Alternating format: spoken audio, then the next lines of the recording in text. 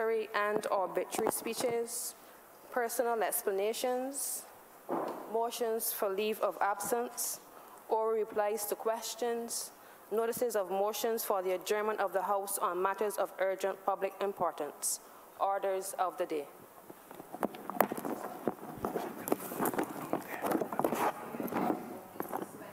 Of standing orders 6, 16, 18, 20, 42, subsection 5, 43, and 44 be suspended for the remainder of today's sitting. The question is that those standing orders so mentioned be suspended for the remainder of the day's sitting. Those honourable members in favour say aye. Those against say no. Methinks the ayes have it. Government business is now the order of the day.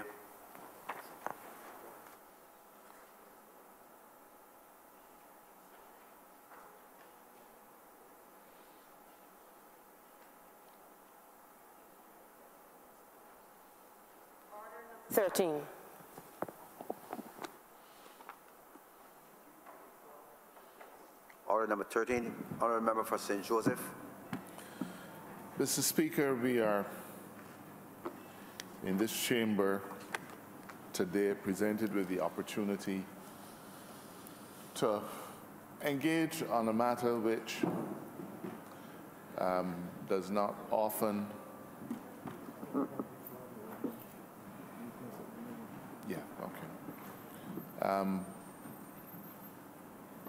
I'm reminded by the clerk, sir, that the bill that was laid has had some slight tweaking done to it, and I'd therefore like to withdraw that previously laid bill and substitute it with a bill which has been circulated by the clerk of Parliament. As you wish. No, I don't have any objection. Members, the member wants to debate the bill that was circulated, previously circulated. All members in favour say aye. Aye. Those against say no. I think the ayes have it. Member, continue. Thank you for my morning humour, Mr. Deputy Speaker. To carry on, sir, we don't often have a chance in this chamber to wade into matters related to religious freedoms. We don't often have the chance in this chamber to wade into matters relating to fundamental human rights as guaranteed by our Constitution and as buttressed by our participation and being a party to numerous international treaties. But today presents us with such an opportunity as we debate this bill dealing with the sacramental use of cannabis in the practice of the Rastafarian faith. Mr. Speaker, there are a number of things that divide Barbadians and will create an argument in a bus stand, in a rum shop, at cricket, and in church and all, sir. Bajans will argue about cricket, but they will also equally passionately argue about religious matters. But, sir, regardless of what your view is on any particular doctrine, regardless of whether you personally accept a particular nuanced argument or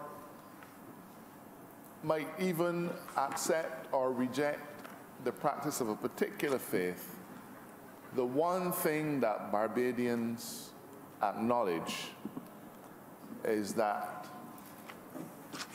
we each have the right to choose and to practice the faith of our choice.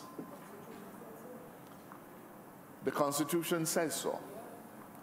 But I think it is perhaps more ingrained, Mr. Speaker, than an articulation of the freedom of conscience in the highest law of the land. It is ingrained in us because it is part of what Barbadians recognize as fairness and decency. And in that, sir, I believe we are united. We don't have to accept the practices of members of the Muslim faith, but to use a well-known argument, we will fight for their right to practice it. We don't have to accept those who follow the Buddhist religion, but we will fight for their right to practice it. And if there's one thing that Barbados has always been, sir, is a tolerant society, a society that respects freedoms. Now, sir, in the last few months, the question of cannabis has been receiving a lot of public attention. And let me say at the outset, Mr. Speaker, that this administration has never run away from dealing with important things in our society simply because it is being viewed under a microscope. We don't run away from dealing with important things in our society because to do so might be unpopular. We are committed to the cause of justice and fairness and respect for all. And therefore, sir, the logic of that approach means that sometimes you will be dealing with things that will not be met with the widest of acclaim. Now, Mr. Speaker, with that preamble in mind, why are we here today? Let me at the outset remind members of this chamber that the manifesto of the Barbados Labour Party says two things and two things only about cannabis. And those two things, sir, firstly, are that we would follow the science and introduce legislation to permit the use of cannabis for medicinal purposes. That was our first manifesto commitment. And that commitment, Mr. Speaker, we have honored. The debate is not completed only because the bill has gone to the Senate, and I believe they'll be debating it during the course of the next week. But to the widest possible public participation, we laid bare the medicinal cannabis legislation. We took contributions from every facet of our society. We took contributions from people with varying viewpoints. But we've honored that commitment, and that bill, as I said, is now in the Senate.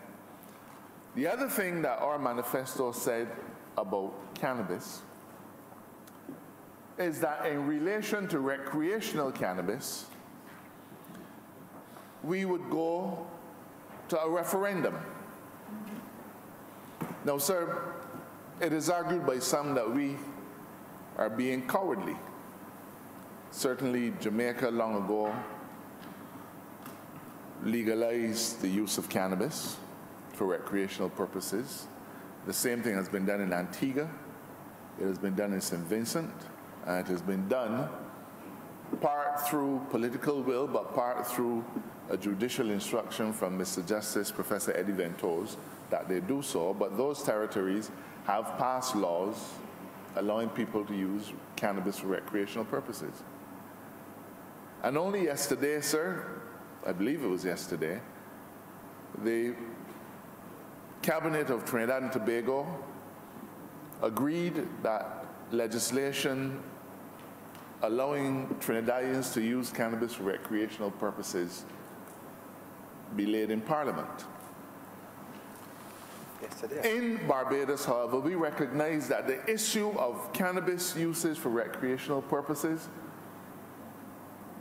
is representative of a completely different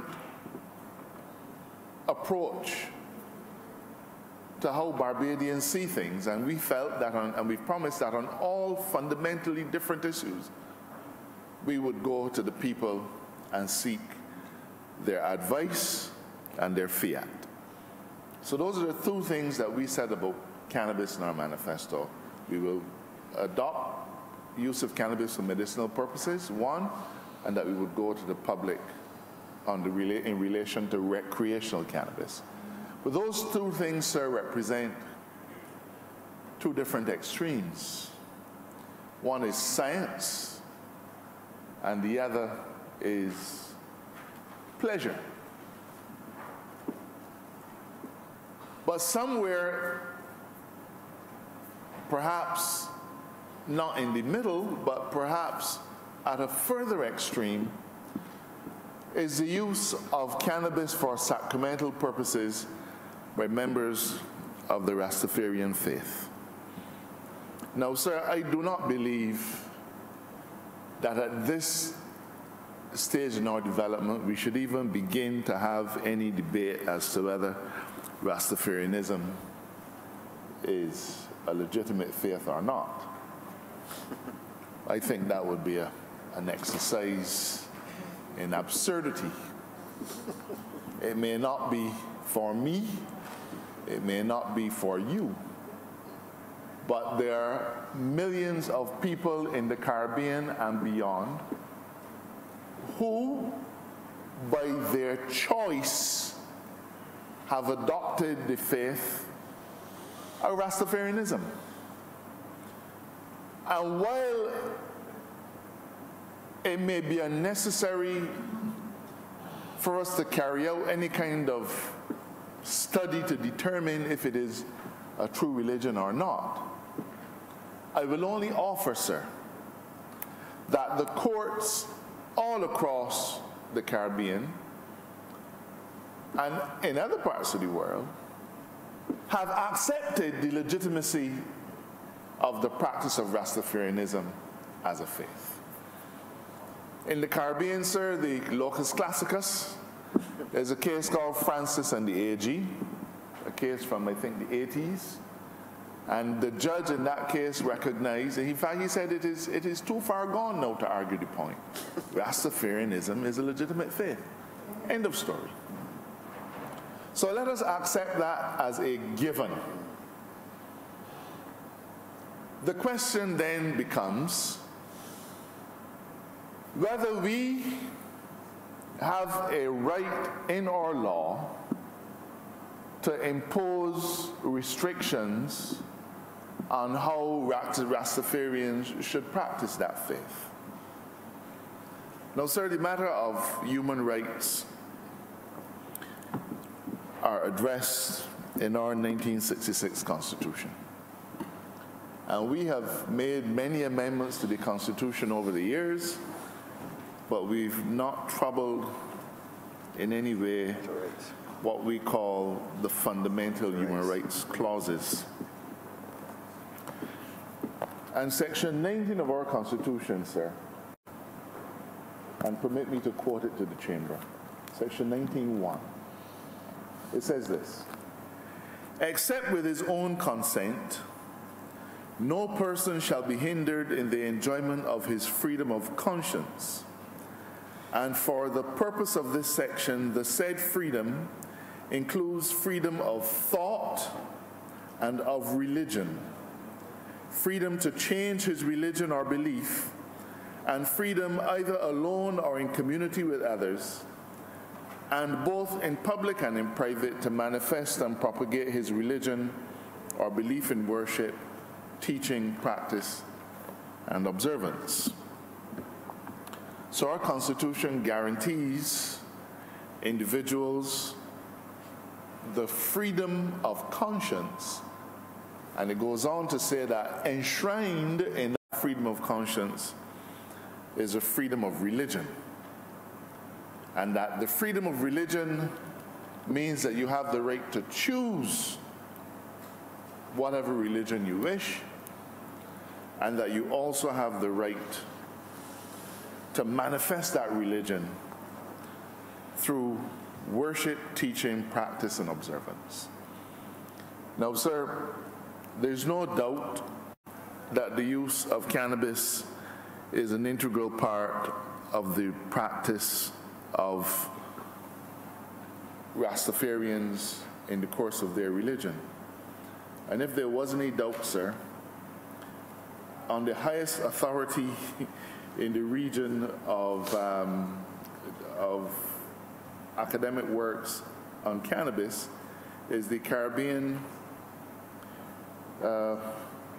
the report of the CARICOM Regional Commission on Marijuana, published in 2018. And in that report, Mr. Speaker, Mr. Deputy Speaker, the writers spoke extensively on the matter of the use of cannabis for religious purposes and acknowledged upfront that cannabis is an integral part of the practice of the Rastafarian faith. And if I can quote, sir, at page 19, the authors of this report say, "Cannabis is integral to this religion's identity, and the prohibition of its use constitutes an extreme invasion on their right to freedom of religion." Now, sir, all of these things are perhaps to state the obvious. But if we state the obvious, then we are in an impossible position.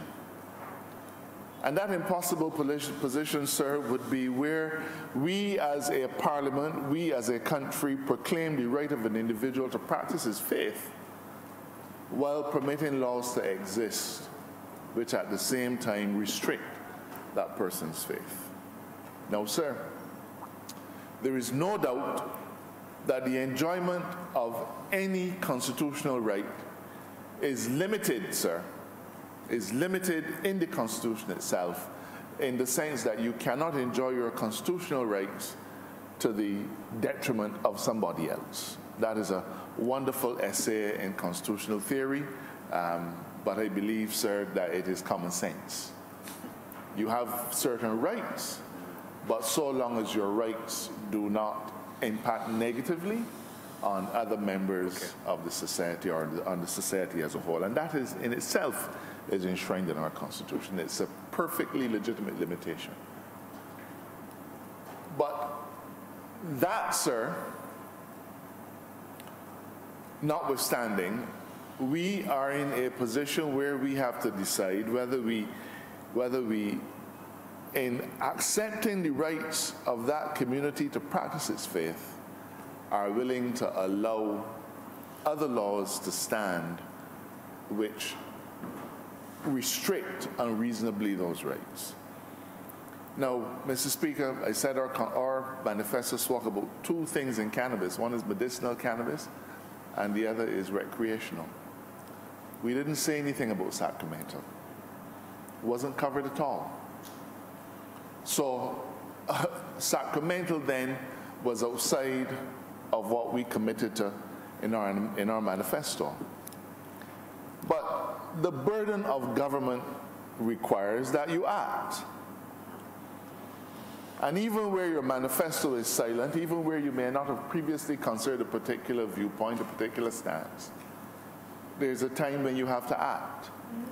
And during the course of the hearings of the Select Committee, members of the Rastafarian faith in that committee made a fervent plea for this government to address the prejudice that exists in our law in relation to the practice of their religion. And while, sir, the committee was not called on to rule on that particular issue, we only had to deal with medicinal marijuana, I believe, certainly speaking on behalf of the members on this side, I can't speak about the independent senators, or I can't speak about the members of the opposition who were on the committee. But on this side, sir, we were moved by the earnestness, by the passion, but more importantly, by the indefeasible logic that was presented by those individuals, which said, you can't recognize my faith, but still not allow me to practice it in a way that does not submit me to the peril of a policeman knocking at my door and grabbing me or mine and carting us off to prison. And therefore, because it is not recreational cannabis, we are satisfied that we are in a perfectly legitimate position to deal with this issue today. Now, I am comforted, sir, that our stance is correct because of recent judicial decisions. And one of those judicial decisions is the case of Maccabees in St. Kitts. And that particular case, sir, is worthy of note. It was a decision, it's only thing that was given in February or March of this year. And it was a decision of Mr. Justice Professor Eddie Ventose, one of our young, brilliant legal jurists. And the facts of that case were quite simple, sir, are quite simple. A Rastafarian in St. Kitts was charged with possession of marijuana. I believe he was riding along his bicycle. He was charged with possession of marijuana contrary to their drug use legislation. He was convicted. And he appealed and raised the constitutional issue of his freedom of religion. And in that appeal, he argued quite succinctly, I am a Rastafarian. Part of the practice of my faith requires me to use cannabis. And the cannabis that I had in my possession that day was for that purpose. You have convicted me as a criminal in circumstances when all I was intent on doing was engaging in an act of worship. And therefore, you have infringed my constitutional freedom of protection. Now, sir, Eddie Ventose wrote a decision that is superbly reasoned, covers all of the bases in law. But also, Professor Ventose, Justice Ventose, went further and looked to see where else in the region he could ferret jurisprudence to help him to come down on a position. And if you had any doubt that Rastafarianism has reached international acceptance, Mr. Justice Ventose was able to go to South Africa for 2 decisions of the highest court in South Africa dealing with essentially the same issue, the right of Rastafarians in the South African diaspora to utilize marijuana as part of the practice of their faith. And the decisions went in 2 different ways, but in each case, they recognized that it was a freedom of religion issue. And so Mr. Justice Ventose accepted the arguments of the particular claimant and ruled that the Kittitian legislation, which made it a criminal offense to be in the possession of marijuana, insofar as that claimant was concerned, was an infringement of his constitutional right.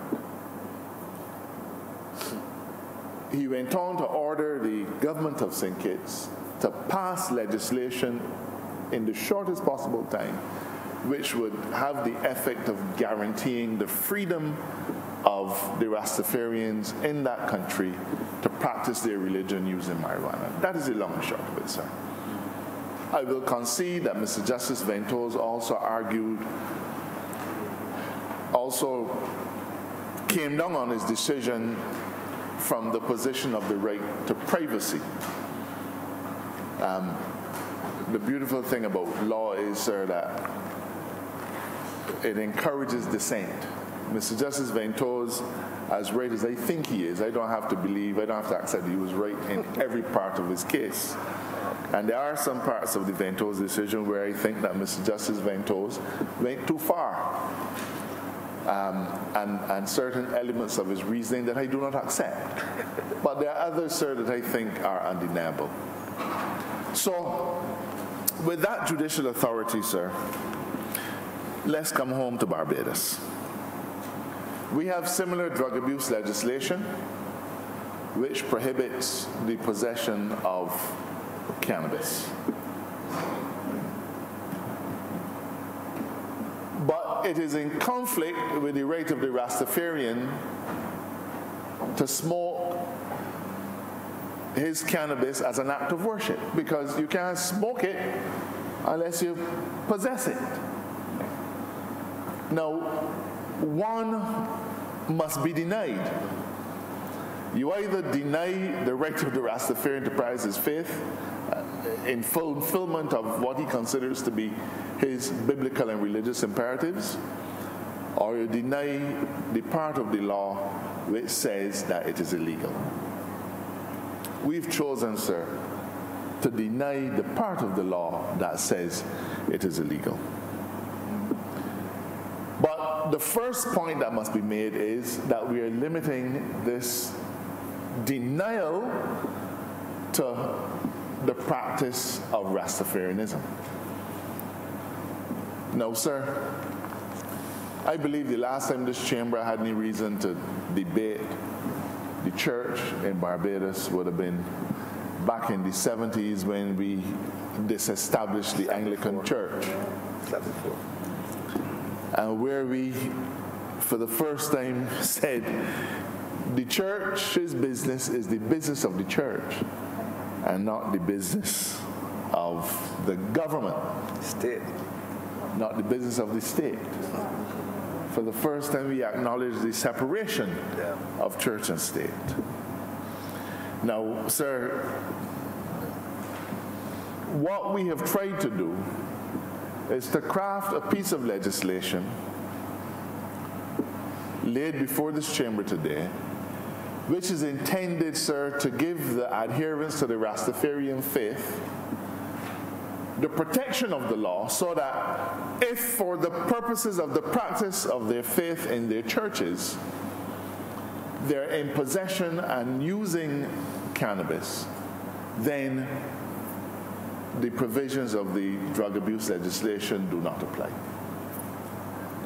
Now, this is no simple matter, Mr. Speaker, but a government cannot run from complex things. I remember at university when I was doing jurisprudence, we learned about something called the School of American Realism.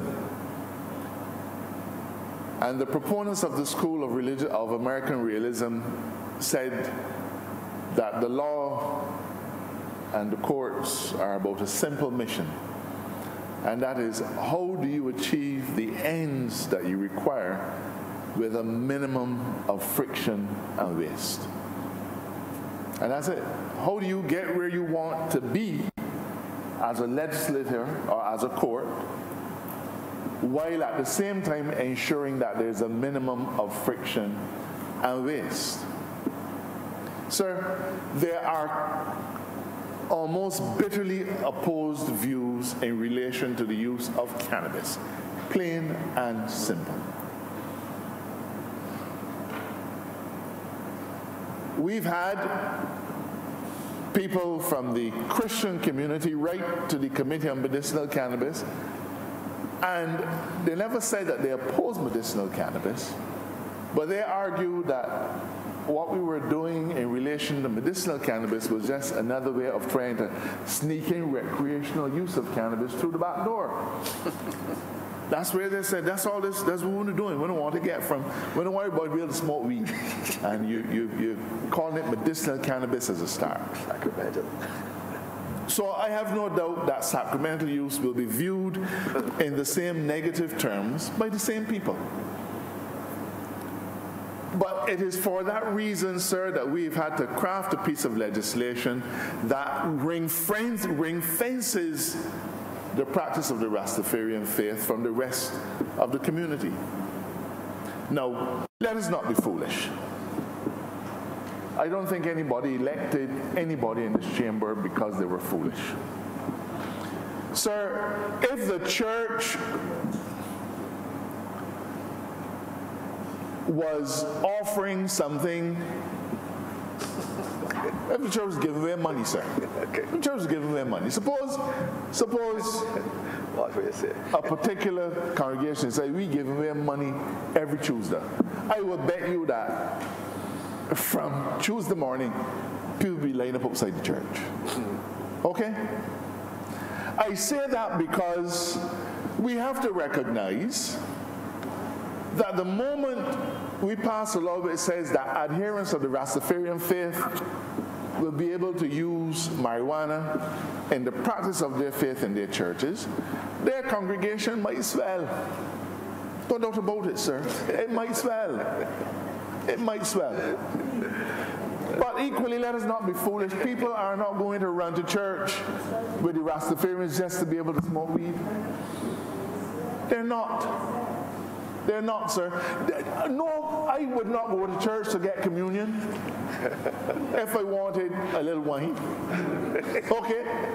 Because, I mean, there's no logic to it. So those people who will argue, man, everybody can be headed up to the religious temple of the Rastafarian so they could smoke weed. Well, I mean, really? Is that, I mean, people, you can start going to church with the Rastafarians just to be able to smoke cannabis? What about all the singing and all the parts, all the other things that you might not want to do? What about all the other rituals that are associated with it? But so what if people do?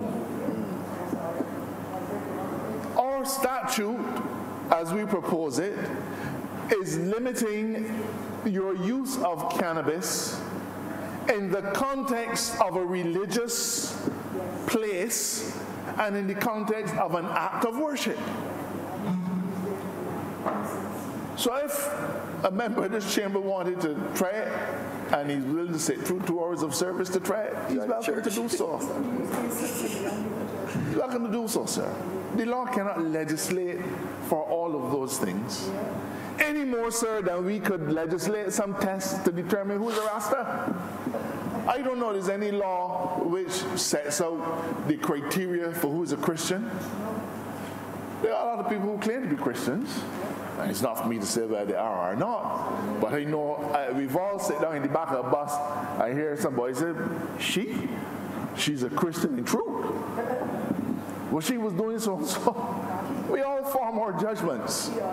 We all form our judgments. But the good thing is, it doesn't matter because the practice of a faith is a personal thing.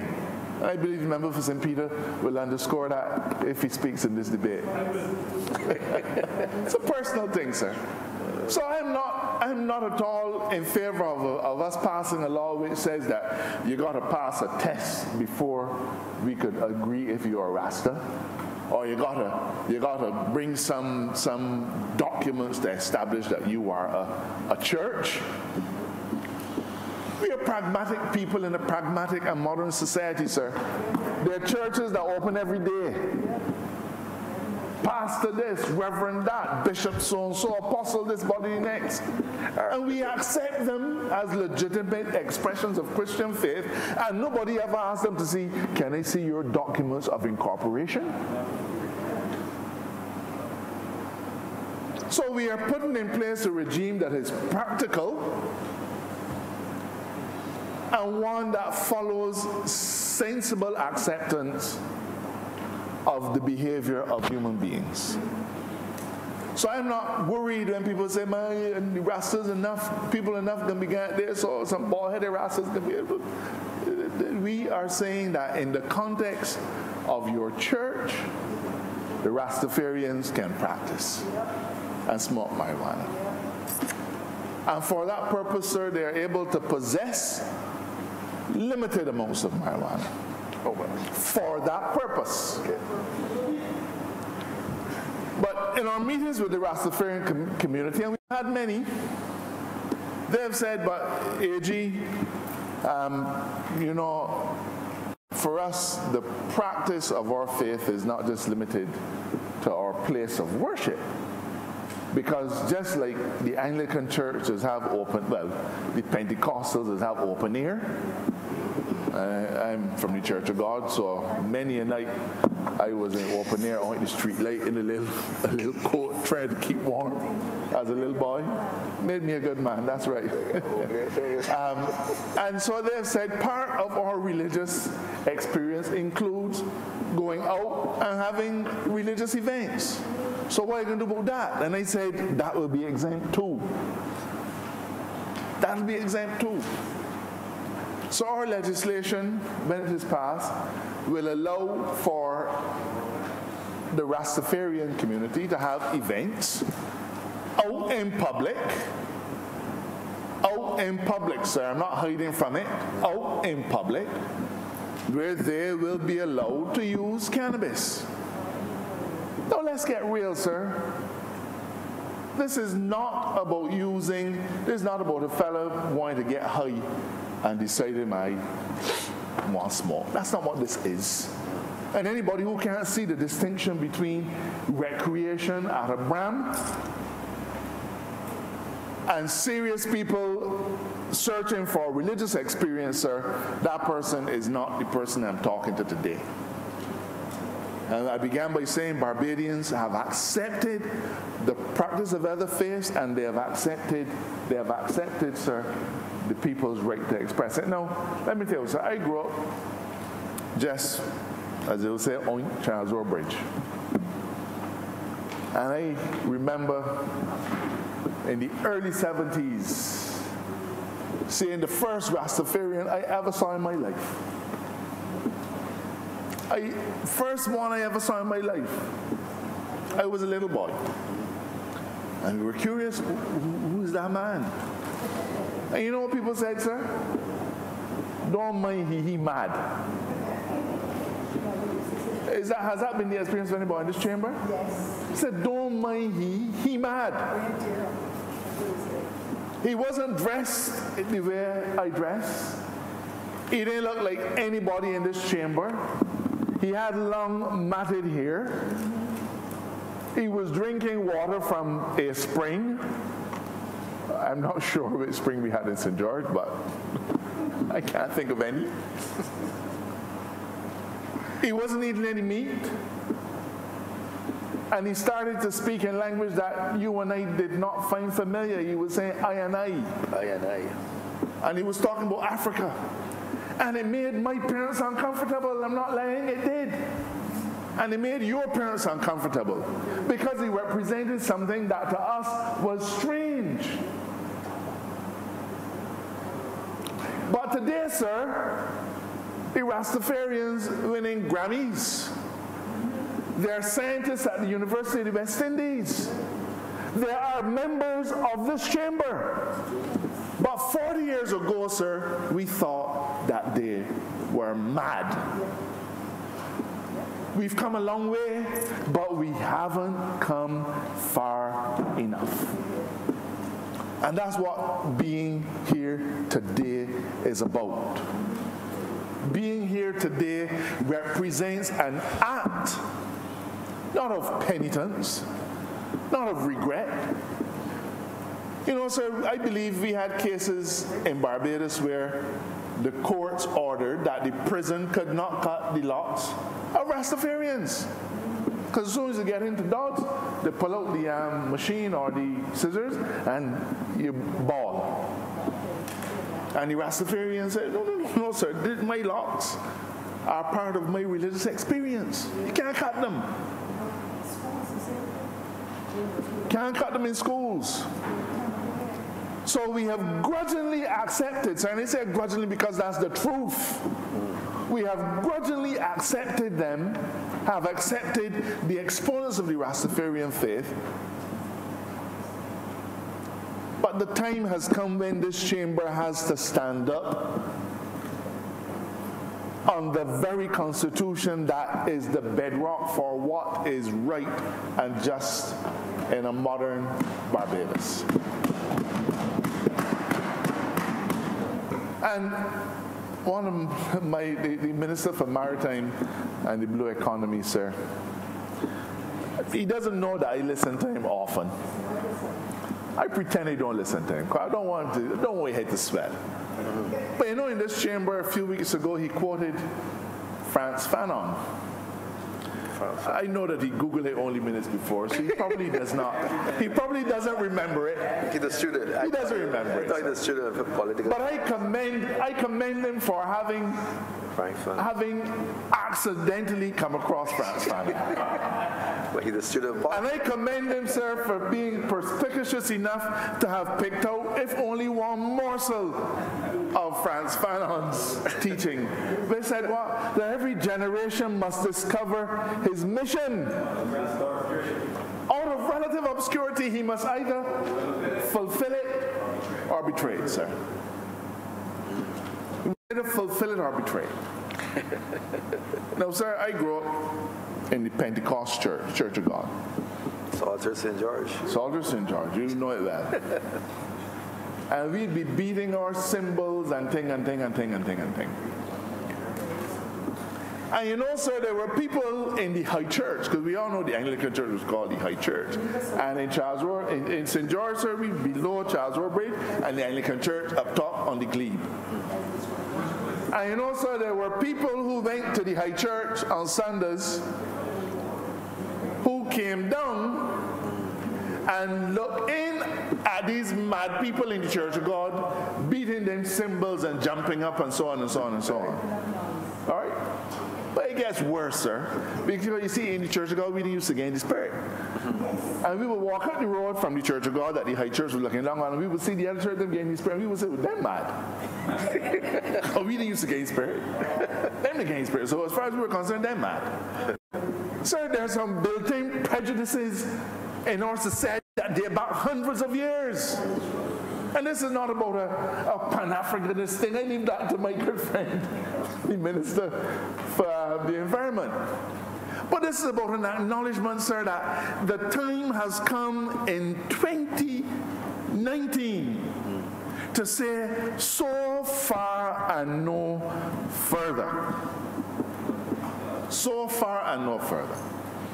Now, Mr. Speaker, there are some individuals who feel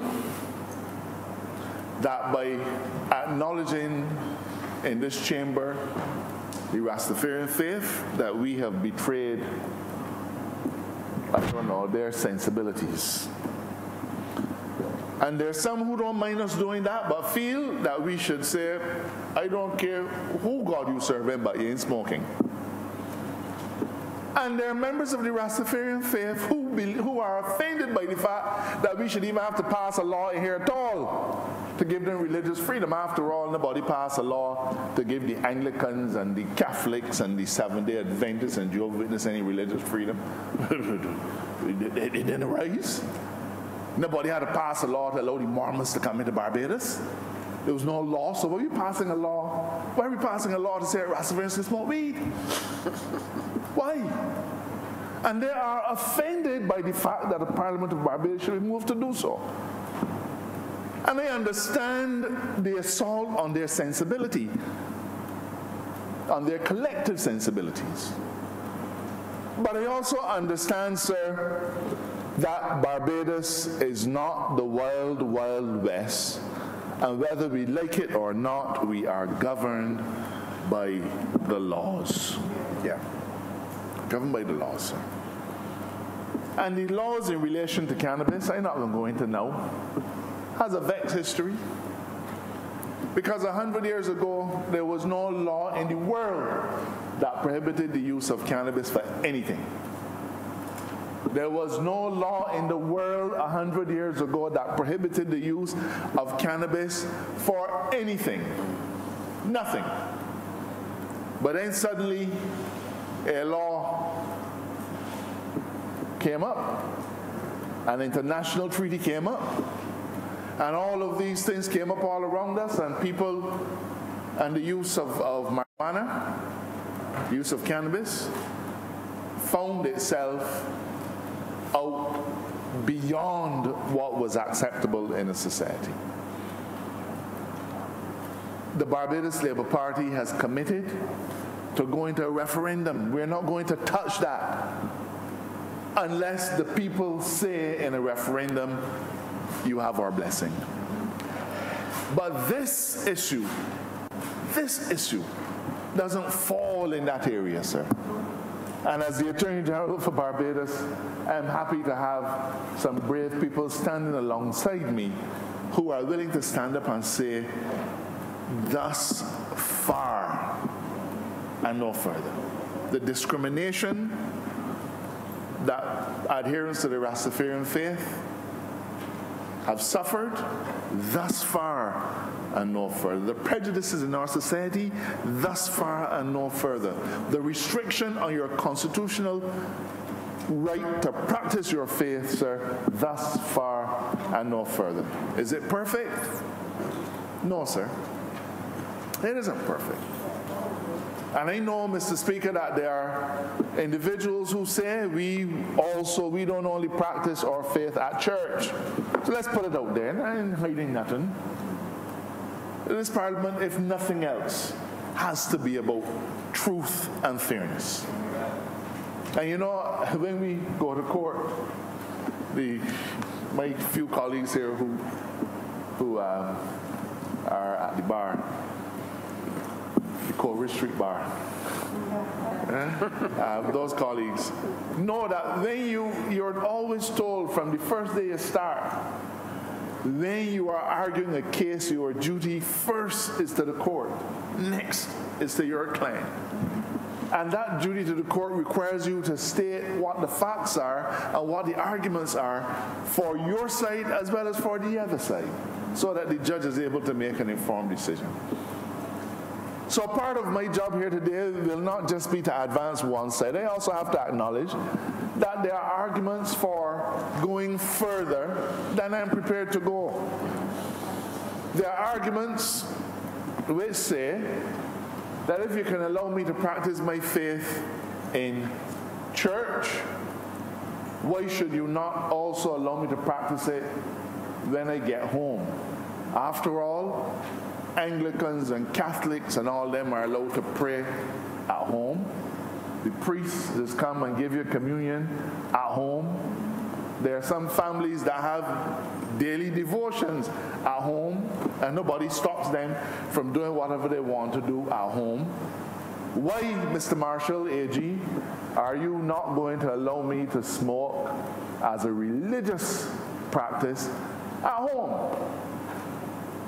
That's the question. It's a legitimate question. But remember, I began by pointing out, Mr. Speaker, that constitutional rights and freedoms must be enjoyed in the context of a societal reality. And that's part of the challenge. Everything about what we do is not going to be easy, but we have to make the best decisions at any given time to guarantee the freedoms to the best extent we can and limit it where we want. I witnessed an absurd argument which said, you know, if you're saying that I can have the religious right and I can do what I want, suppose I'm a Satanist and I decide that my religious right include killing people. I can sacrifice a human being. You know, somebody very kindly pointed out, well, you know, that sacrifice is also called murder. So if you do it, you can get charged with murder. But the point is, sir, that the exercise of your freedom is not total. And we have then to put our law in context. I'm prepared to accept that anybody should be able to go to a Rastafarian temple and they let them in. Well, they let sinners in church all the time. Nobody don't stop sinners and say, come church. In fact, if you had the sinners, you wouldn't need church.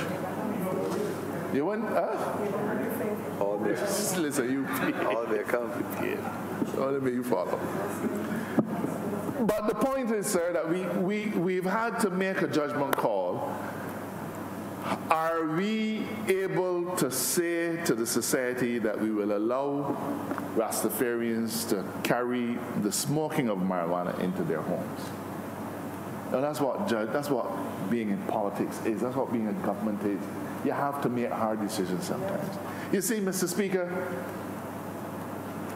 fundamental to our approach is that we do not want to have any registry of Rastafarians. Because there's no registry of Buddhists or Mormons or Anglicans. They got people who say, I'm Anglican but never went to Anglican church in their life, or say when they get baptized they never went back. We would have a practical difficulty guaranteeing the practice of that particular religious component in a home Because when Constable Brown comes and knocks on the door, how is he to know that the person smoking is really a Rasta?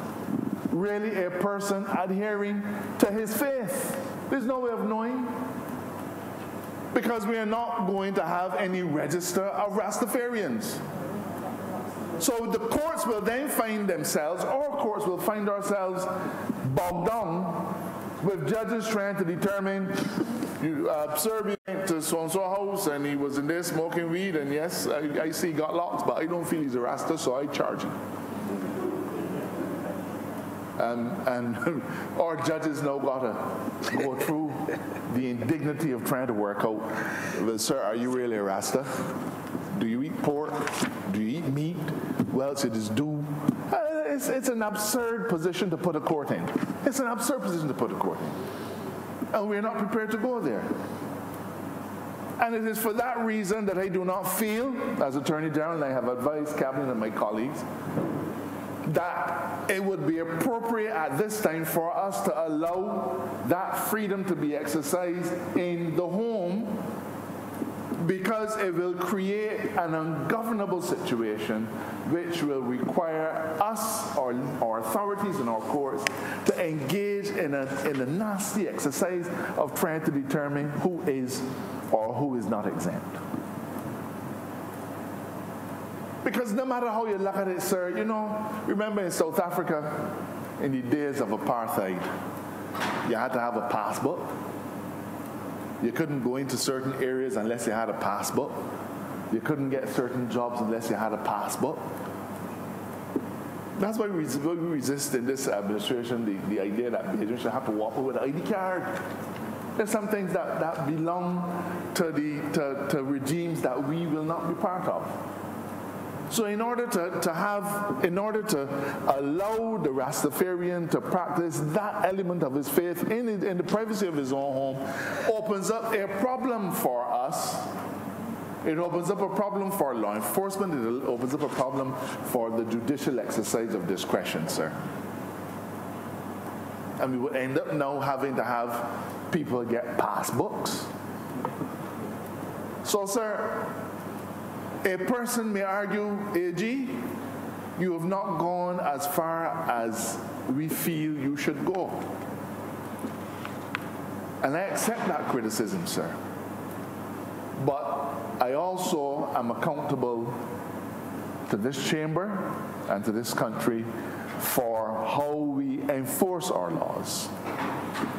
And it is a significantly different thing for people who are gathered together as a congregation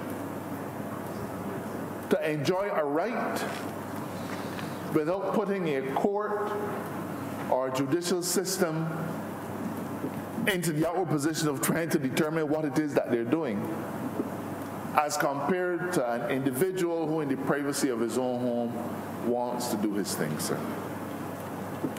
So, what do we have? Let me do this. I'm just going to take the chamber briefly through some of the provisions. Now, the regime is one where, and we've tried to keep it simple, again, because we're mindful, sir, that, you know, we don't do these things in relation to any other church. And there's no reason why we should act towards the Rastafarian faith in a way that we don't in relation to other churches. So the first thing is that a church, the leader of the church, whether you call them priest, priestess, pastor, doesn't matter to us. You can call them chairman. The law is blind and deaf in that regard. But every congregation must have some kind of structure, and therefore we begin by saying that in order to benefit from this exemption, you have to apply for it. Because we cannot have an environment where there's no certainty. So, I know it galls some Rastafarians that they should have to apply for something, but I still have to protect them from the harshness of our Drug Abuse Act.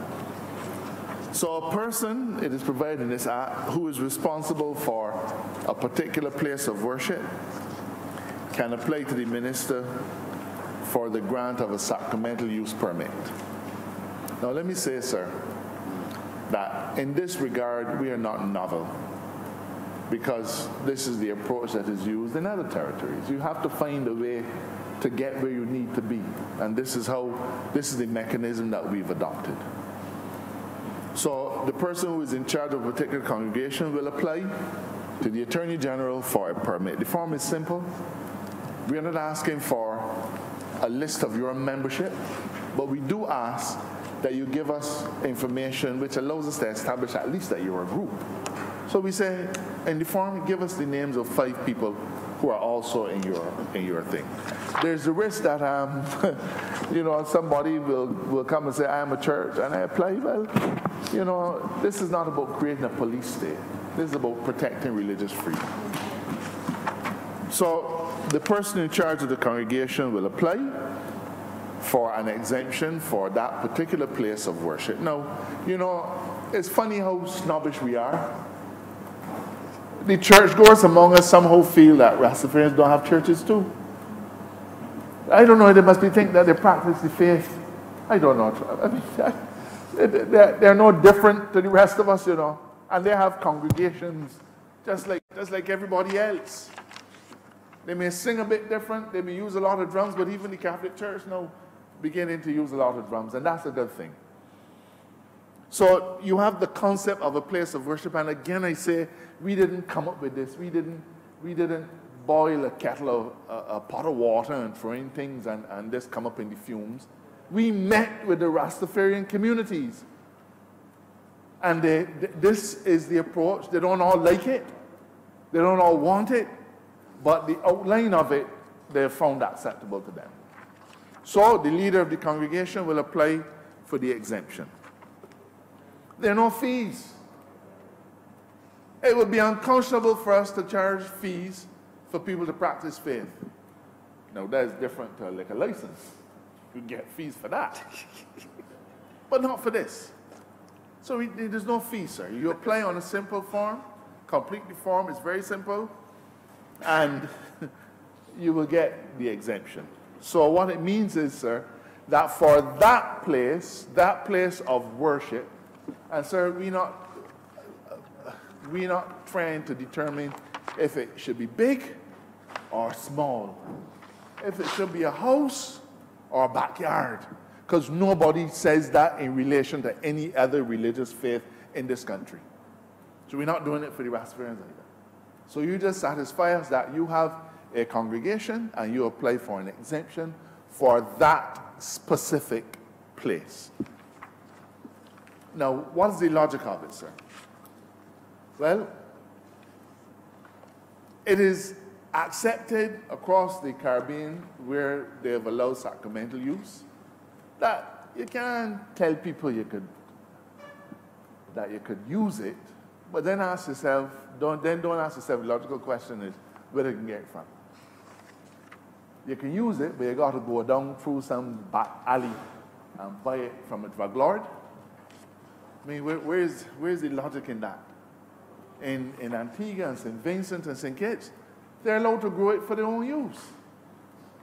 So we have gone there too.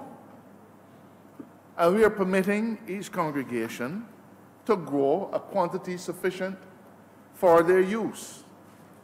Now, sir, we had this thing. In Jamaica, each person can grow 5 plants. In Antigua, I think, each person can grow 3 plants.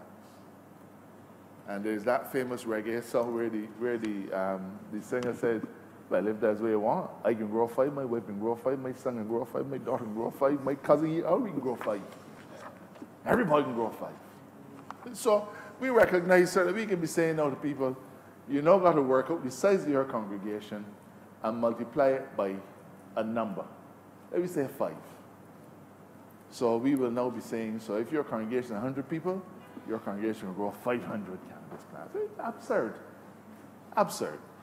What we've said is that in the precincts in the curtilage of your church, you are going to be allowed to grow cannabis for your use in the church.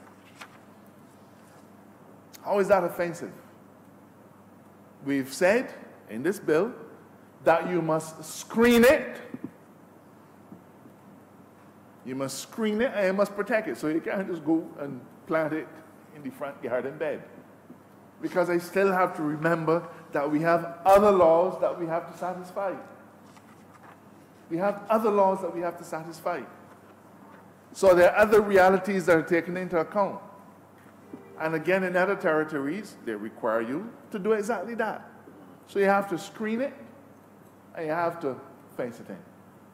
Because whatever you grow there, you're responsible for, but it is only for your use in the context of your worship. So we go on to say, sir, that whatever cannabis you grow on the premises for your use in your worship, it cannot be sold. If you sell it, you commit a criminal offense. Because we're not about empowering that. We say you can have your religious experience, but you can't grow it and sell it. You can't grow it and decide, boy, we had a bumper crop this Sunday, so we can, try and make a little sign on the side, sir. No, that's not what we're into. Not what we're into. You grow it, you're responsible for it, and it is for your use as sacrament in the church. So this statute specifically prohibits any commercial utilization of the cannabis that you grow. Plain and simple. Plain and simple, sir. Of course, we still have to be practical.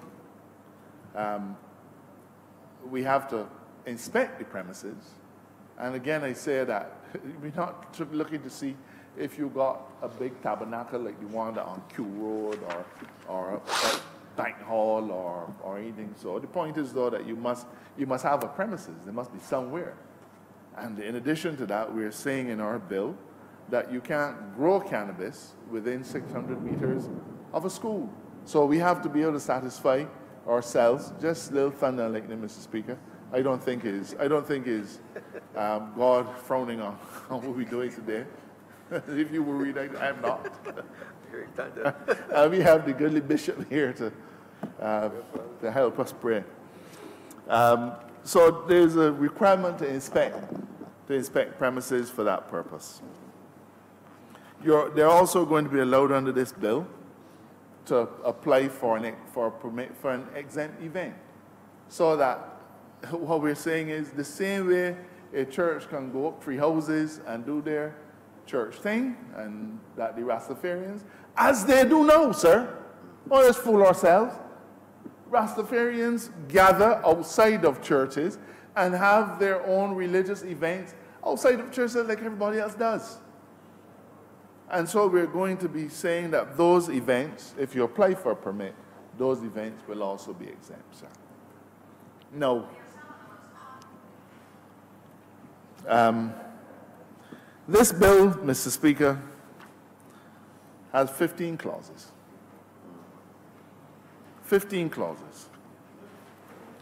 We've tried to keep it simple because, in our view, in my respectful submission, we're dealing with a faith, and the fewer regulatory arrangements that we have to put in place, then the more freely they can practice their faith. We are also, Mr. Speaker, going to permit individuals who are traveling to one of the exempt events to have a small amount of cannabis in their possession. We've stipulated, sir, 12 grams, but having heard certain representations between the time when this bill was first drafted and now, our legislation currently says that 15 grams and over is a trafficable amount. So there's really no logic in saying that you can possess, if you're going to an exempt event, you can possess 12 grams, but not, and then somewhere between 12 grams and 15 grams, you have a no man's land. So I'm likely to move an amendment to that, sir. So I heard the naysayers again. So, Mr. A, do you mean to tell me that a person in possession of 12 grams of cannabis can tell you that he's going to an exact event and he gone clear? No, Mr. Speaker, you know, again, we have to be practical people. There is no point me saying that you can have an exempt event in Foster's Funland and somehow assume that the cannabis that you're going to consume there is going to materialize in the middle of the congregation. That's absurd, sir. This is not Harry Potter. You don't wave a wand and all of a sudden it appears in the middle of the floor in front of you. If you are giving people permission to have an exempt event, we have to consider, well, how are they going to get it to the exempt event? And therefore, what we're saying is that that a person can transport, but that you're limited to 12 ounces. Now, Mr. Speaker, I concede that this bill is perhaps not perfect. I do not know any bill that is. And while we strive for perfection, and while we have tried to get perfection in this context, I go back to the School of American Realism. How do you get where you need to be with a minimum of friction and waste? Another person might just call it, how do you balance the competing claims? How do you balance those people who are against Rastafarianism, who are for Rastafarianism but don't want them to practice the faith fully? How do you deal with the extremists who say, man, you shouldn't be passing a law about this because this got to do with my faith and this will do what I want? But we've learned by being in government, the Ministry of Education, the minister, has learned in the last few weeks especially that you have to find a balance between competing interests. The minister responsible for water is struggling to balance helping St. Joseph to get the water when they come. And I worry that I'm losing that particular fight. But soon that can get fixed.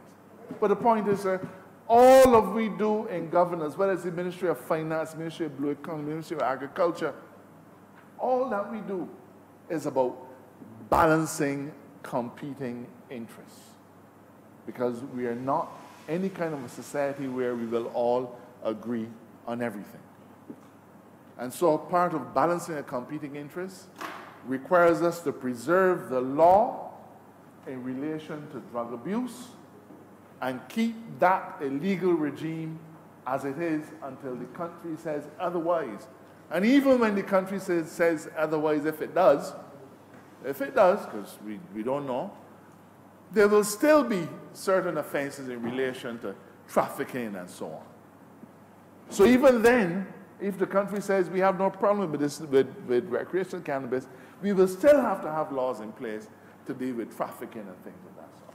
So we're balancing, sir. It's not easy. But I believe that what is here today represents an earnest, credible, and practical effort in allowing the Rastafarian community to have their faith capable of being expressed in the way that their God says it should be expressed. It isn't perfect, but we still have to recognize that our law exists in a society and that there are other societal interests that they have to protect. And for those individuals who say, man, AG, foolishness, you need to legalize the whole thing. No, sir. That is not what we're here for. We have said in our manifesto, referendum. But what we are here today doing is recognizing the rights of individuals to practice their faith as they see fit.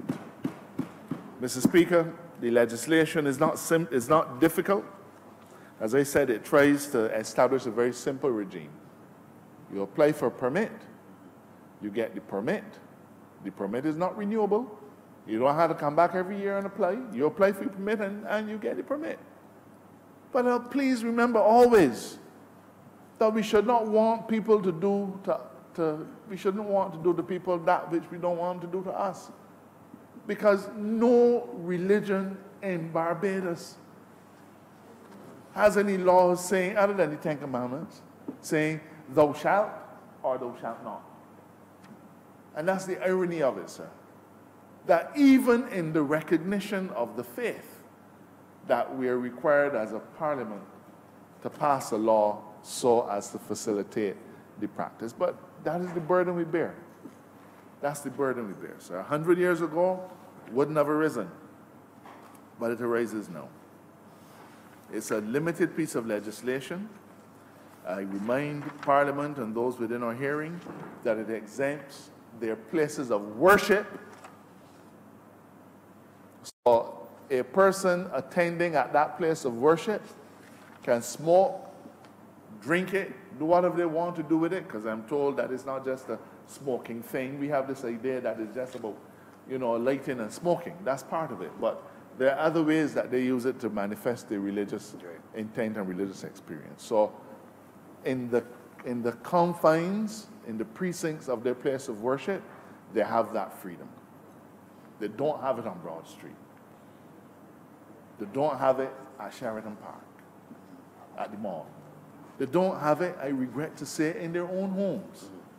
But I believe I've tried to explain to the chamber why we are not in a position to go where they want us to go in that regard. They will have it for exempt events. And they will apply for that, and that's a license that, we still have to be practical about those things. But the important thing, sir, is that we recognize the ability to use it as a sacrament. And so, sir, I don't know that I could usefully add more. I believe that this is perhaps not a watershed debate of any kind. I don't know if it will go down in history. It may even be forgotten in a few weeks' time. But for today, sir, for today, I am satisfied that we are conferring a benefit on individuals who have long deserved it and who have had to suffer the indignity of being constantly in peril of committing an offense as they carry out the act of worship. I cannot think, sir, that anybody in this country would want us to be so repressive as to do that. I could probably shut up. But let me just say this. I didn't read a lot of church history, but I read some. And there were days when you had something called the Inquisition. And the Inquisition in those days was very quick to find a man to be a heretic. And a man named Galileo invented the telescope. And he dared to say that the earth was not at the center of the universe, but that the earth rotated around the sun. And the Inquisition came and they grappled Galileo. They said, boy, you are a bad scientist. And he said, man, your theories make no sense. They said to Galileo, you are challenging God and my understanding of God, and you are a heretic and can be put to death. That's what happened to Galileo. And then, of course, sir, you had Martin Luther, who dared to feel that the practice of his faith was a matter for him and should not be determined by any church hierarchy. And they call him a heretic too, and he may even have perished with his life. He perished. Sir, there are countless examples of people who have had to practice their faith in the shadows because the rest of us felt that what they were doing was unacceptable. And people had to cower if they hear a sound because it could be the Inquisition coming. And until we pass this act, sir, there will be people legitimately practicing their faith, and I've met them, sir. They're brighter than me. They're not mad people. Some of them brighter than all of us in here put together. They make a conscientious choice. Nothing about them is criminal. But they have to practice their faith, cowering, sir, for fear that they hear a knock on the door and some policeman come to grab them. Because that is what the law says is the consequence of what they're doing, sir. Today, sir, as Attorney General and leading this debate on behalf of the front bench, on behalf of the Parliament, we say thus far and no further, and I am obliged to you for your patience. Very great presentation, scholarly. Member for St. James. Sorry, I beg to move that this bill be read a second time. Yeah, you're obliged. Member for St. James Central. Mr. Deputy Speaker, sir, I rise and first of all would want to congratulate the learned Attorney General for his competent piloting of the piece of legislation which is now before the House. And the Honourable Attorney General, sir, perhaps ended on the note where I had estimated he would begin, because this is really the crux of the issue. There has been a historical tendency across the annals of human history, sir, where we have in society sought to discriminate against groups and subcultures, to alienate, to repress the thinking, the emerging trends of new analysis of society, emerging trends of thought. And that approach towards suppression, sir, has, within the context of religion, which, again, throughout the annals of human history, has always been with us. Someone said that it is the opiate of the people. Someone said that. But, sir, the reality is that in many ways, human history reflects what really has been a trend towards persecution. And religious persecution, the type to which the Attorney General referred to in the closing stages of his speech, is really a reality that has stayed with us across the passage of time. And though it has differed from place to place in terms of its severity, sir, the reality is that that which we are dealing with today is, in a sense, an effort to bring some degree of closure to a form of persecution that has taken place right here in Barbados. Law, sir, is intimately connected to society, and society changes faster than the law does, and it is necessary sometimes for the law to try to keep pace. And indeed, I think the Attorney General rooted much of his speech within the context of the American School of Realism. That philosophical position, jurisprudentially, sir, reflects that type of thinking. And I cannot but agree with it. I perhaps personally tend to be a little bit more dialectical in my own view of life. And I see this not only, sir, in the context of that which the Attorney General would have spoken to us about within the context of justice and fairness and so on. But the reality is, Mr. Speaker, sir, Mr. Deputy Speaker, sir, we are talking about a larger social challenge. And historically, again, in Barbados, it has been part of that dialectical evolution in our society, that struggle of opposites. Now, we have to be very real about where we are, sir. The debate is also, in a sense, about social justice and empowerment. The Rastafari community, the Rastafari religion, properly so-called, would have been an Abrahamic religion. It would have come about with all the attendant trappings of any religion, sir. But the reality is that it is also a social movement beginning in the ghettos of Jamaica.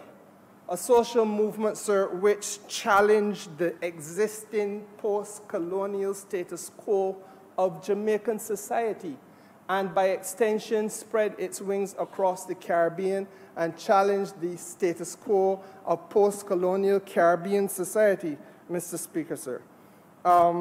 It addressed fundamentals that our society did not want to confront, and to some extent still does not wish to confront: resettlement of the African diaspora to their place of origin, the engagement with Africa as the motherland, Mr. Speaker, the concept of liberty, the music that you listen to, the chantings involved, Mr. Speaker, the smoking of cannabis. All of those things, the Honorable Attorney General is right. As little children, we were urged, as early as my experience in primary school, to look askance and in some instances look with horror upon people who represented that thinking, because that stood out in this society, conservative as the society then was, and in some instances still is. It stood out like a sore thumb.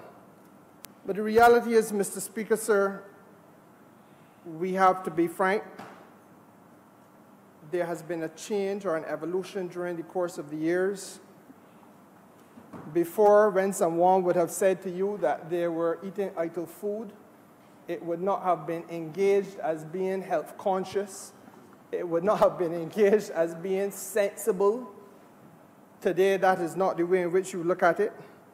The wearing of dreadlocks, Mr. Speaker, the courts of this country are replete with instances, especially industrial tribunals, replete with instances where people have sought to repress and to suppress and to oppress the natural instinct of black Barbadian men and women who have sought to wear dreadlocks in their workplace.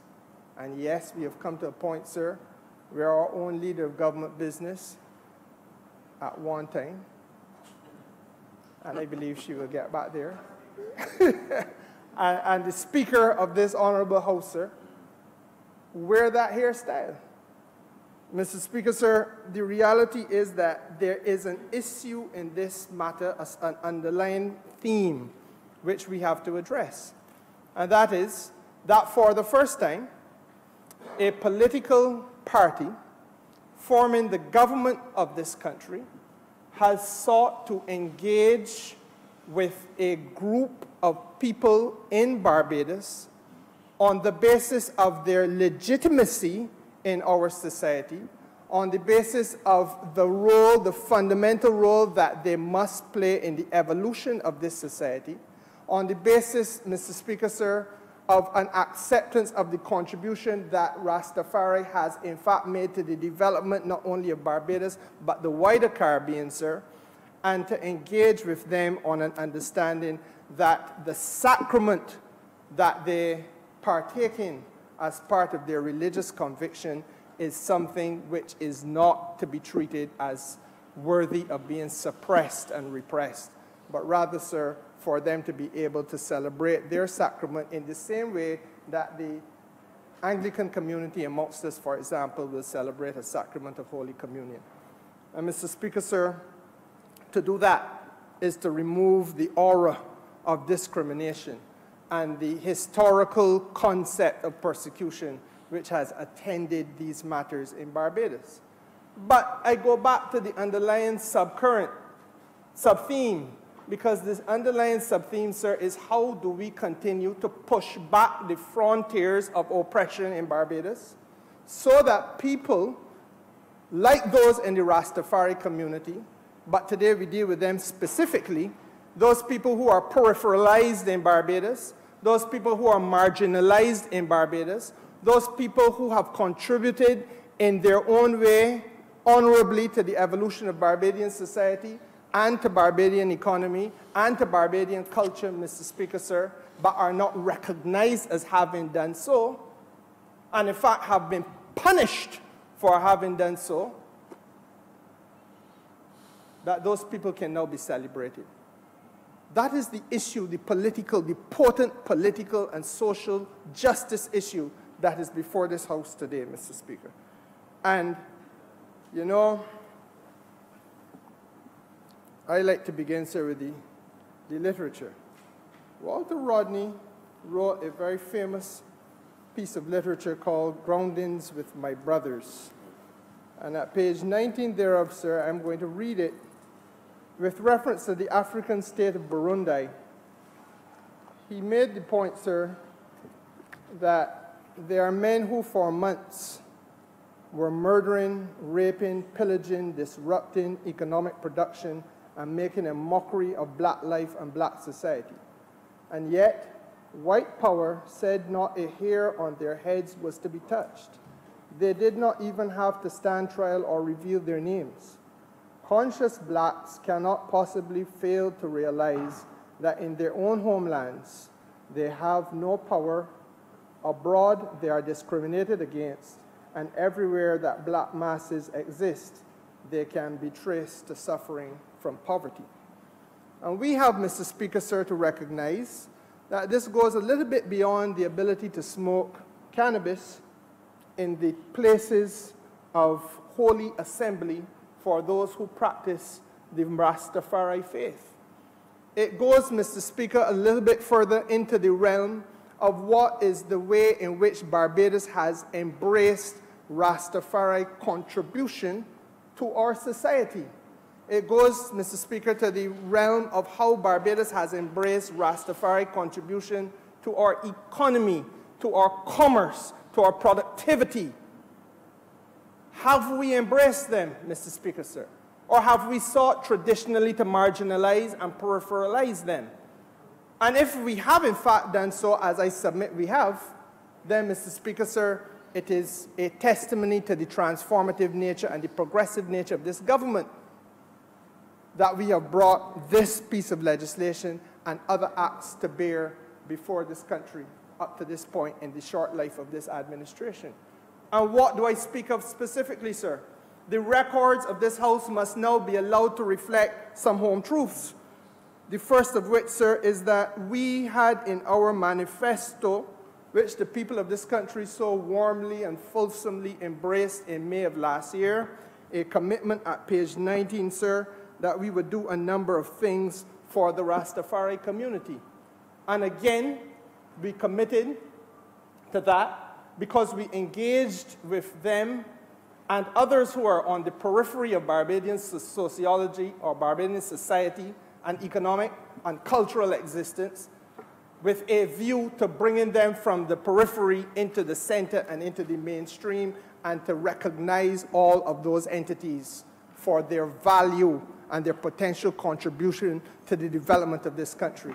You can't talk about building a Barbados, sir, with justice for all and then put in the word except. And that's what historically we have done. We built a Barbados, sir, and convinced ourselves that we were building a Barbados for all, but were content. As a little boy, I witnessed with my own eyes on Broad Street out there, sir, policemen with dogs chasing vendors from the streets in Bridgetown. That is a fact. I'm not making it up. It is well within your recollection, I'm sure, Mr. Speaker, sir, and mine. I witnessed that. You can't be building a Barbados for all and excluding the people who must live in the country because of the fact that they represent a class or an element or a subculture that don't suit you. And this parliament of which we are part, this parliament, sir, is not pristine. This parliament's records are not pure and untarnished in this regard, because this parliament presided over an environment, sir, which allowed that type of thinking in Barbados to fester.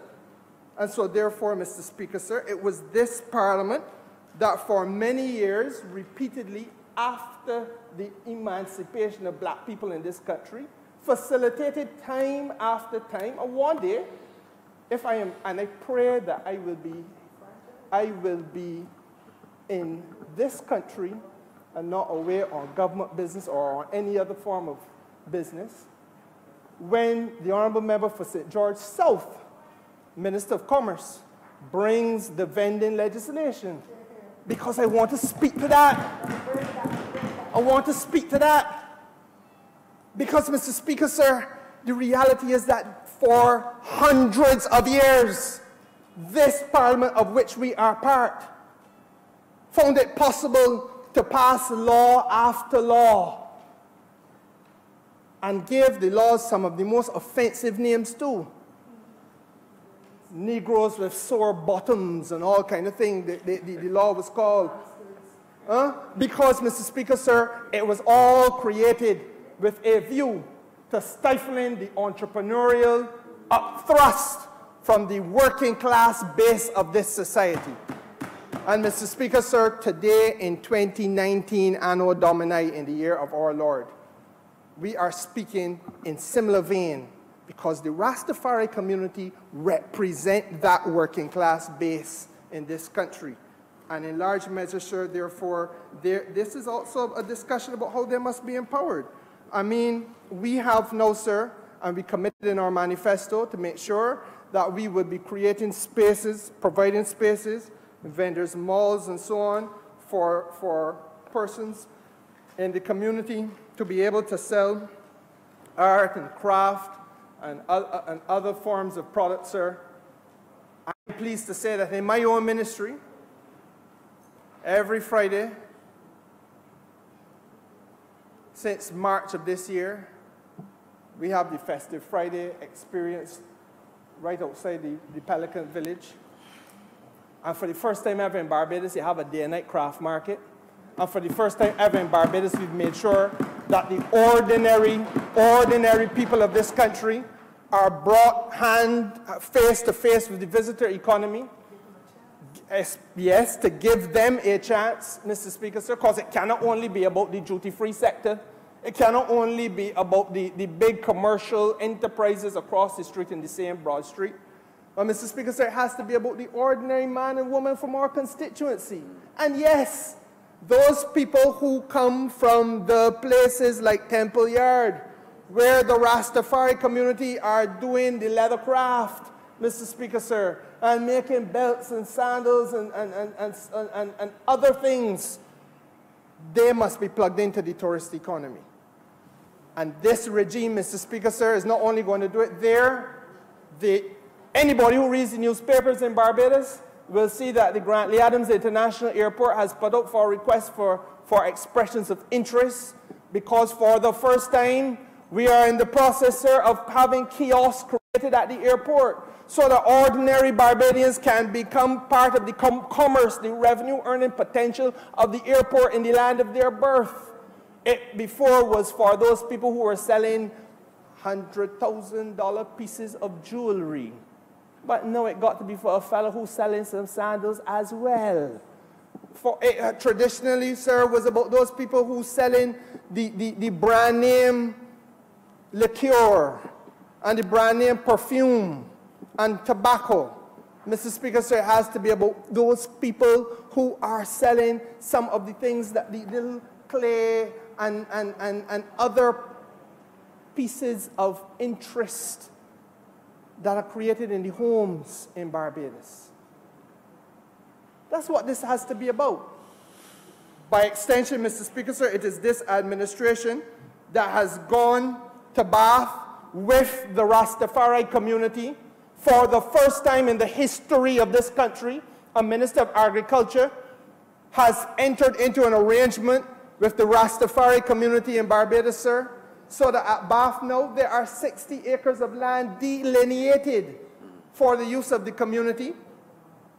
And they are, and when I say delineated into spots, so that you have 60 acres subdivided, Mr. Speaker, with a view to members of the Rastafari community being able to have access to the land so that they can till the soil and engage in a formality only now to be completed at the Ministry of Housing, as I understand it, the signature of documents so that this government would have handed to that community, Mr. Speaker, sir, the tools of empowerment.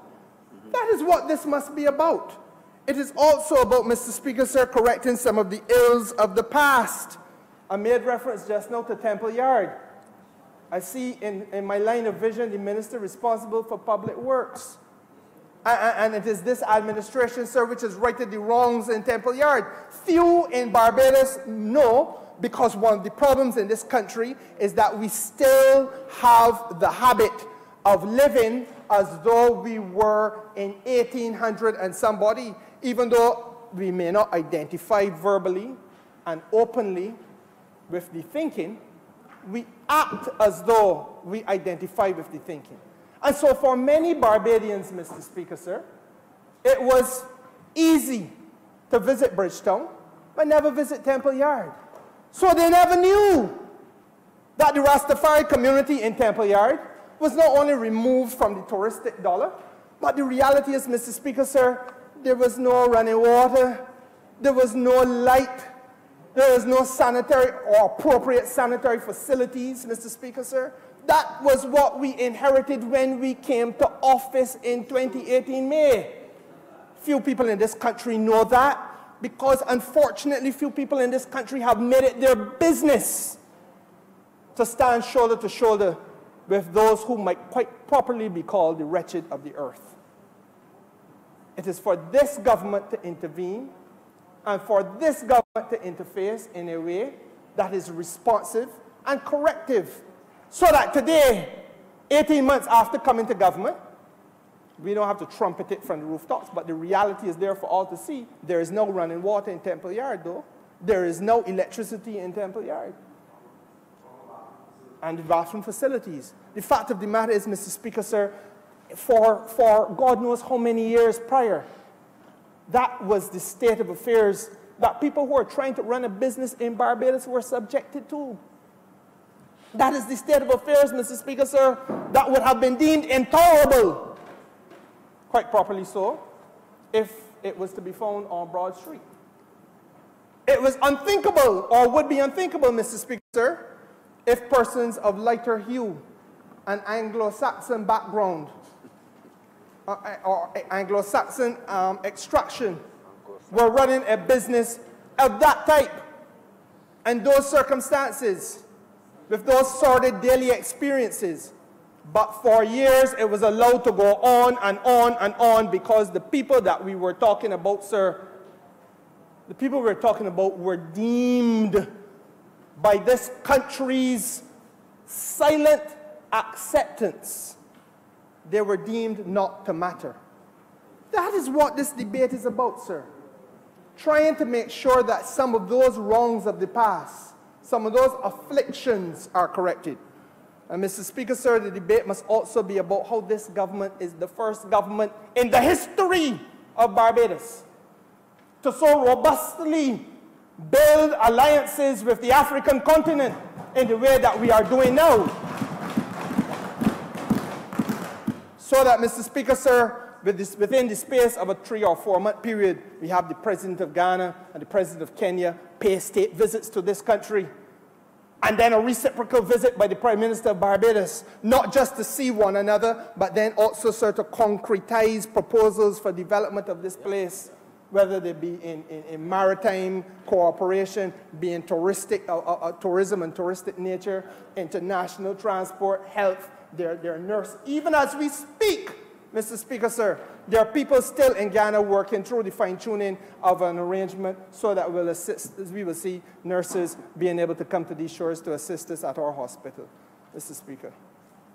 Engagements with regard to industry and commerce. Even as we speak, there are Barbadians in Ghana who are dealing with those matters. And I say this, Mr. Speaker, sir, because part of what we must not lose sight of is the fact that this government has not only talked the talk, but walked the walk. And it has sought to lead by way of example. It has sought to lead by way of example.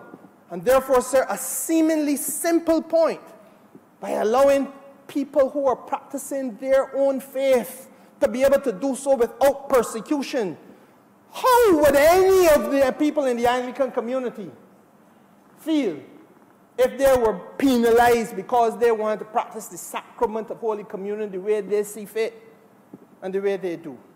But nobody wanted to put themselves in the shoes of those who were oppressed and suppressed and could not practice their sacrament, Mr. Speaker, sir. And we said that can't be good enough. We want to make sure that there's a level playing field for all and end the discrimination and unapologetically do so. And it is for those reasons, Mr. Speaker, sir, that I have no challenge whatsoever with accepting the proposition made by the learned Attorney General today. And I commend them to this House, sir.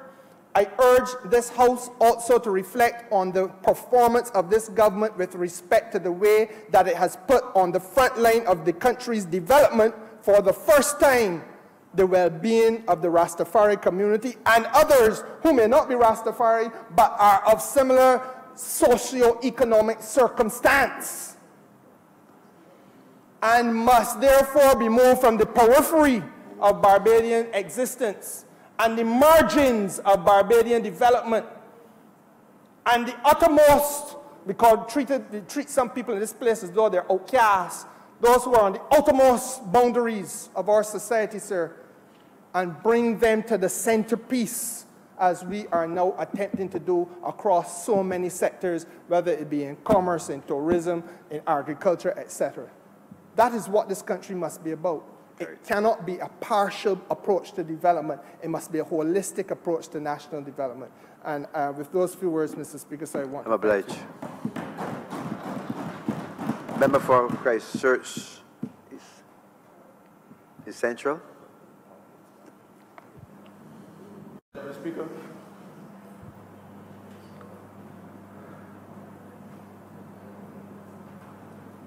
Go ahead. I wish to support this legislation before the chamber this morning wholeheartedly. As I listened to the Honorable Attorney General and the member for St. James Central, I reflected, sir, on a novel by Earl Lovelace, sir, The Wine of Astonishment, which, sir, reflected on the struggles of the spiritual Baptists, sir, in Trinidad, sir, in the 30s, with respect to how that religion, sir, was discriminated against in the context of a colonial West Indies. And so as I listened to the presentation of the debate, sir, I reflected on the fact that we have, as independent countries, continued, sir, with the legacy with respect to how we treat our own people. And I think this piece of legislation, which is consistent, sir, with, one, in our manifesto we spoke to creating a new national consciousness, which, in a sense, sir, requires each and every one of us as Barbadians to do a little bit of self-introspection, because how we treat our own, sir, is a reflection of whatever society we want to be able to create. And we have, since coming to office, sir, spoken quite clearly about how we are going to get out, sir, out of this hole that we have been placed in. But we want to do so in a manner, sir, that includes every single Barbadian, sir. And this piece of legislation, I believe, is very fundamental. It is perhaps, sir, we've done a lot of work in the last 18 months, but I believe, sir, this piece of legislation speaks to the heart of who we must be, sir, as Barbadians in the 21st century. And the notion, quite frankly, sir, of a society discriminating against its own citizens for any fashion, unless, sir, it is some positive discrimination where persons may be vulnerable, and therefore you seek, through a policy perspective, to be able to empower those persons. However, we have sought, sir, over many years, and certainly with the legacy of colonialism, slavery, and the continued treatment, sir, with respect to our people. And this debate, sir, I think is a very fundamental debate, sir, as to how Barbadians, sir, will not just treat themselves, but essentially, sir, how we will engage the world. There will be times, sir, when certainly in the next few months and years ahead, sir, that we will have to pause as members of Parliament, pause as representatives of the people, sir, and ask ourselves why we were sent here. And I believe, sir, that as we engage our constituents and the country, sir, that we must remind people that development, sir, is never a static thing. You must always be looking for opportunities, sir, and for ways to ensure that the society, sir, that you're seeking to create is always conscious, sir, that those things that are deficient, that a government has a responsibility, sir, to remedy. And I fully support, sir, this bit of legislation. But I asked the clerk, sir, earlier to present me a copy of the census, because the Honorable Attorney General raised a very interesting point about the fact that the society of which we are all a part, we don't ask people to register with respect to their faith or any such thing with respect to their practice. So I want to get a sense, sir, in terms of what the census says about the population as it relates to religious identification. And as I look through the 2010 census, sir, it is instructive, and that's why I started with... What number? 2010, sir. 2010 population and housing census, it would have been... That's a report from the census of 2010? From 2010. Okay. So it would have been laid in the House, I would imagine. Right, fine. Back then, sir. In 2011, perhaps. So I started where I started with the comparison with the Spiritual Baptist, sir, and what I would have read, certainly, at school, in the context of the journey, sir, towards what people may determine as acceptable. Because there was a time when Spiritual Baptists, like Rastafarianism, as representation, sir, of black people, practicing religion which was different from what was introduced to us, with roots, sir, representative of Africa. And therein lies that innate struggle, sir, with these debates and discussions, because within our inner selves, sir, there's that inner struggle to identify ourselves as African. And this government, as the member for St. James Central indicated quite clearly, the Prime Minister has just returned from Ghana. And having established, sir, the first mission on the African continent, sir, we have committed to re-engaging the world, sir, in a substantive way, because we recognize that from whence we came, sir, others, as they look on with respect to the development opportunities taking place in Africa, and I made this point before, sir, that we too must ensure that we are on the continent, engaging actively, sir, so that whether it is the Rastafarians, sir, that identify themselves in the census, and next year, sir, there will be a census, and we will see what the data says with respect to how religious attitudes are shifting in the country. But the reality is, sir, all of us have to engage. All of us. Irrespective of whatever religious choices we make, we have to actively engage. And part of creating that new national consciousness, sir, first and foremost, is to recognize that we cannot, sir, expect to engage optimally in the world if we are hamstrung in ourselves internally, sir. And so this debate, I believe, is a fundamental one, and I know that there are a lot of tangential issues, sir, that will come out as part of the discussion. But it speaks, sir, fundamentally as to how we see ourselves first as black people in this country, a country that is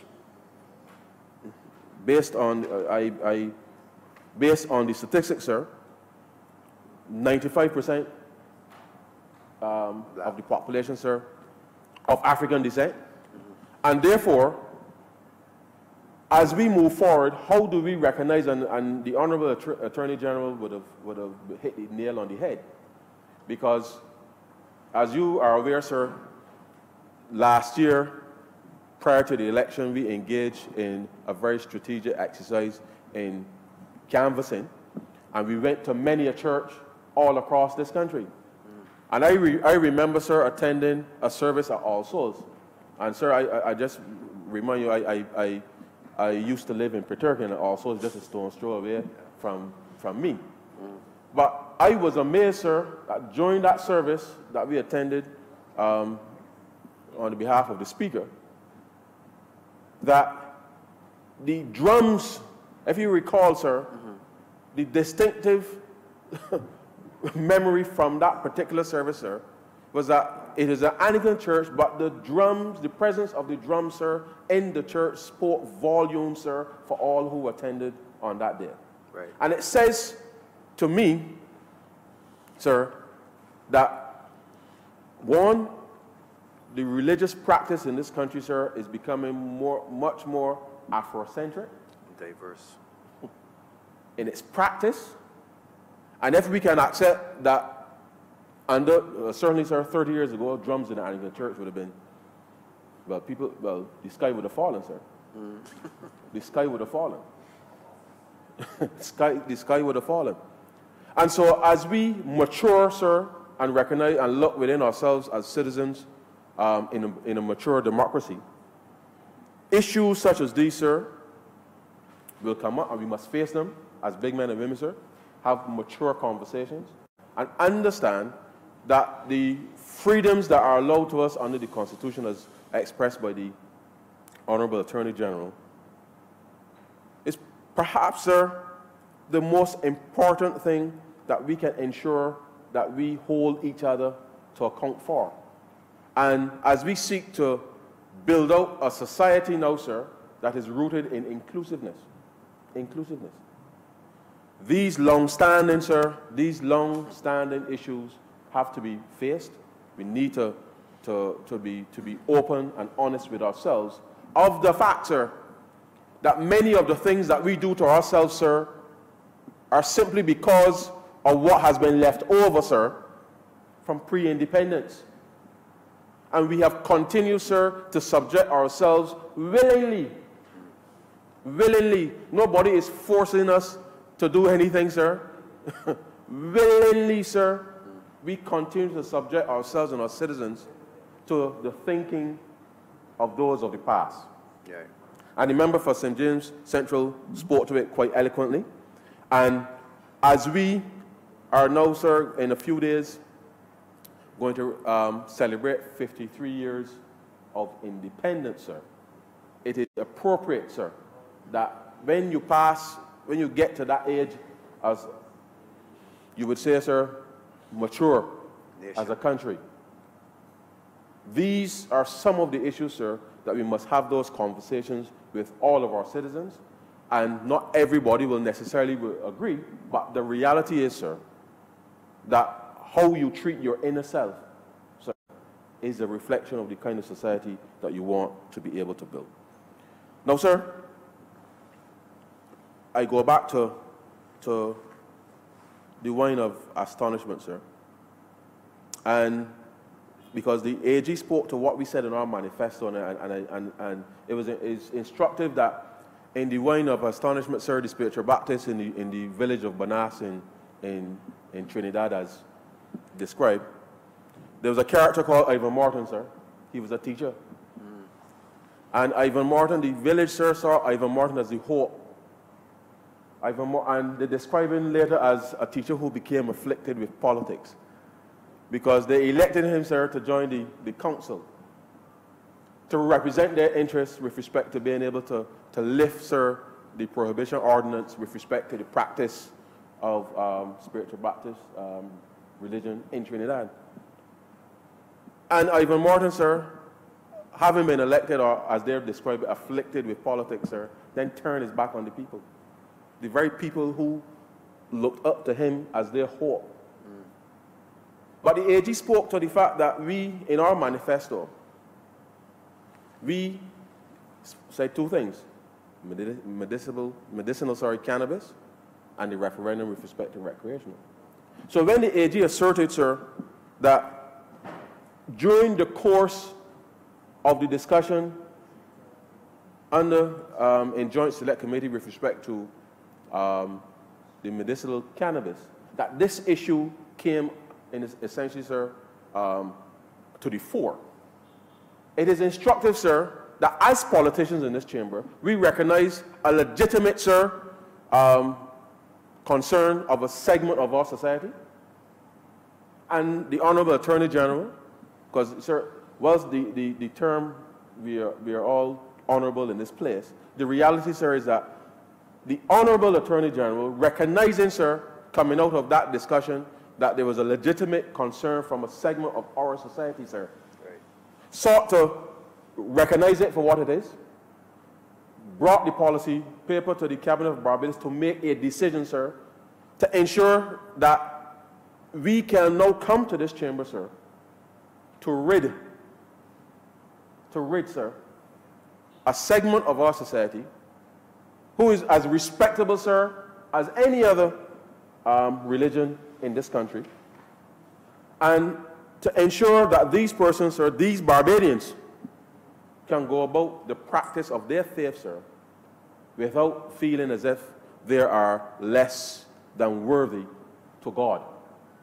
And I believe, sir, that unlike Ivan Morton, the Honorable Attorney General, sir, was honorable in his act because he immediately recognized a legitimate concern and allowed the government and this Parliament to be here today, sir, to right what certainly has been a long-standing wrong with respect to the practice. I share the view that the concern expressed that it is perhaps offensive that we even need to have a debate, but the reality is, sir, it is what it is. And we have come here to do that which no other government has done in the past. And in creating a new national consciousness, sir, for our people, as politicians, as leaders, sir, when we recognize that there's a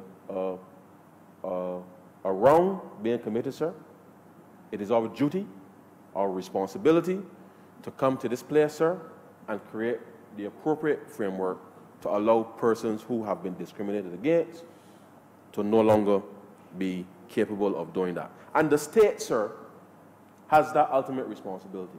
And I'm absolutely proud, sir, to be part of a government who we have been accused of a lot of things, sir. And as I've said to you, sir, on many occasions, I don't get a chance to speak on a lot of things, social issues, outside of the financial matters. But, sir, these are the things that are important to people. As black people, sir, living in a country trying to find its way in the world, we cannot shackle ourselves, sir. And as we seek to engage actively, sir, with Africa and countries in Africa, we must be comfortable in our own skin, sir, with our own black identity. We must be comfortable in ourselves, sir, with respect to how we are going to project for our young people, sir, a sense that we want you, sir, to be global citizens with Barbadian roots, as the Prime Minister would say, sir, because this is critical now, sir, for us to be able to unlock the true potential of our citizens so that we can look at each other, as Martin Luther King would say, Martin Luther King would say, sir, and not judge someone by the color of their skin, but by the content of their character. Right. And that, sir, has to be, I believe, the fundamental undertaking for us as we seek to build out a new national consciousness, such that we can truly, truly, sir, unlock the potential of every single Barbadian. This debate, sir, I believe is fundamentally important to us being able to move forward as a mature country, Right. to make decisions, sir, in the interest of our people, and to create the space, as certainly the Honorable Attorney General and the member for St. James Central has indicated, that allows people to feel as if, sir, they are part of a country that is moving, rather than feeling as if they're excluded or second-class citizens or outside children or whatever, whatever perception that people may have of not feeling a part of. We must open up ourselves, sir, as we did. The country accepted our proposition with respect to being able to move the country in a different direction, sir. We all signed the same manifesto, sir. We all came here together, sir, with the same mission. We are still on that mission, sir, irrespective of recent happenings, but we are still committed, sir, as we all signed, to creating that new national consciousness for Barbadians, to properly engage in the world, sir, to rid ourselves, sir, as much as we can of the kinds of discrimination that has presented itself in this country and has left a wide cross-section in our society, sir, suffering because of our unwillingness, sir, to continue that which was left by our colonial masters. And, sir, I support 100%, sir, this bill before the chamber, and I am obliged to you. Thank you. Thank you. It's good to hear you talk on the social issues. Very good. Member for St. Michael Southeast. Thank you, Mr. Deputy Speaker. I beg to move that this sitting be suspended until 1:30 p.m. That's early. The question is that this House be suspended until 1:30 today. All members in favor say aye. Those against say no. The ayes have it. This House is now suspended until 1:30 today. Too short.